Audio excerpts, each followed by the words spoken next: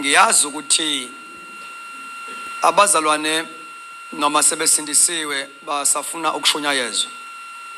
Lo ngiyakwazi kodwa ngeke ngibanjwe imudi yenu ukuthi nifuna ngigijime ngicwalele endle. Ngizokhuluma lento uNkulunkulu ayibekile. Alibonke igama lika Jesu. Ya noma ngasagibelanga phezulu kwamatafula ngayikhomba phansi naphezulu. Kodwa into ebalekile ukuthi siphume la sizwile ukuthi inkosi ithini. Alibonke igama lika Jesu. Ya angithi into eyingozi kakhulu angibeka nje. Usathana akanandaba nokusindiswa kwabantu. Singashumayela simisa amatende basindiswa abantu ayimenzi into leyo nto usathana ayimenzi into usathana. Usathana into emchallengeayo ukubona abantu abazelwe bekhula. Yezwala abathandekayo. Yini emchallengeayo? Ngoba ngalenkathi ukukhula ekukhuleni kwakho wambulekelwa ngamandla onawo number 1. Ekukhuleni kwakho wambulekelwa ilungelo lakho, igunya, your authority. Thank you. Alibonke igama lika Jesu. Kunezinto ongeke uzazi noma ngaba nazo zibe ngamalungelo akho enkosini, ngeke uzazi uma usesebunganeni. Futhi uNkulunkulu izinto noma iBhayibheli ngakubiza ukuthi uyindlalifa, uyakwazi ukuba indlalifa engalidliyo ifa. Uyibe indlalifa kodwa engalidli ifa ngoba ukulidla ifa kufanele ukuthi ulazi ilungelo. Angithi amen bathandekayo. So akumphazamisi uSathane. Baningi abantu abasindisiwe futhi bayavutha. Ukuvutha kwethu akuthi sho akumenzi ukuthi uSathane ukuvutha kwethu. Ukuvuthwa okumchallengeayo. Ngoba ungavutha ungavuthiwe. So manje uma uzokhula enkosini awukhuliswa ngamakhorus. Awukhuliswa ukuattenda. Khona abantu abathembekile ekuyena enkonzweni baya-attenda, abakhonzi baya-attenda. Kumele kukusebenzele ukukhonza. Now kukhona ama-attendees, kukhona abantu abakhonzayo abaya enkonzweni abayithatha indaba yebandla njengesikole sabo sakomoya. La bafike befunde khona abanye bayaya nje.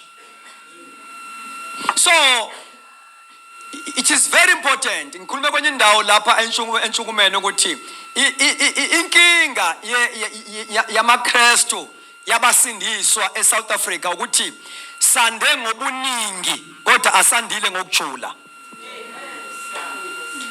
Ekumazini esimkhonzayo.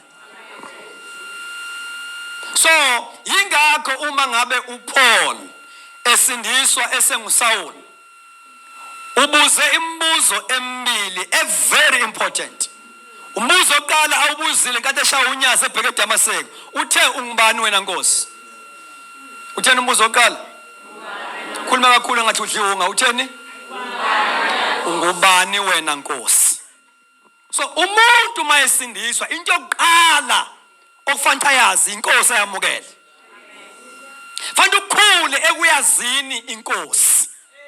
Ungakhule kwazini isonto sonta kulona. Ungalazi isonto lakho lenze wazonke amakhono kodwa ungayazi inkosi. Kanti ngalenkathi ukukhule kuyazini inkosi, ukwazi inkosi uhambulekela nguwe ngalenkathi wazi inkosi nje. As you grow in Christ you discover yourself. Uzazi wena ngowazi inkosi. Ngeke uzazi inkosi ungayazi. Ngalenkathi wazi inkosi wambulekela wena ngoba iBhayibheli lithi njengoba enjalo uKristu sinjalo. So uma ufuna ukuzazi ukuthi unjani, yazi ukuthi uKristu unjani. Now 2 uma ebuza umbuzo wesibili uthi ufuna ngikwenzeleni. Alibonke igama lenkosi. Ithi impendulo vuka ungene emzini uzotshela okumele ukwenze. Le ndawo ethi vuka ungene emzini uzotshela kusho ukuthi noma kuthiwa usindiswe etendeni, usindiswe kwi-open air, usindiswe esikoleni, vuka ngene ebandleni uzotshelwa ngoba uzokhula ngoba usebandleni ngeke ukhule esitradini. Vuka ungene emzini uzotshela okumele ukwenza. Akakhulu umuntu ongaphilonga indawo. Sanibonana esontweni.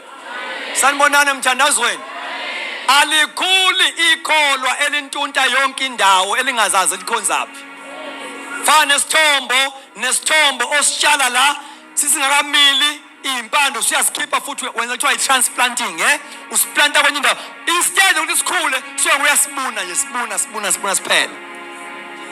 Plant yourself in the local church in one place bese uvumela umoya ingcwele akunisele ngemfundiso uyezwakala bathandekayo ungabi ikholwa nje nohamba nomkhulu alivuthayo kodwa lingaze next